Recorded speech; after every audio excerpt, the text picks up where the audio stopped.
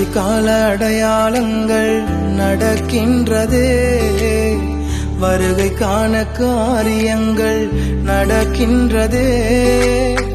கடைசி கால அடையாளங்கள் நடக்கின்றதே, வருகைக்கான காரியங்கள் நடக்கின்றதே.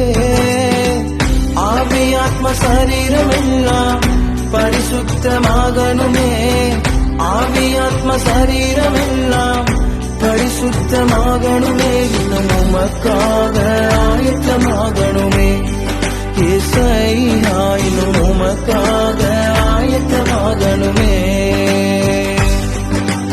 ஆயத்தமாகணுமே, இன்னும் ஆயத்தமாகணுமே.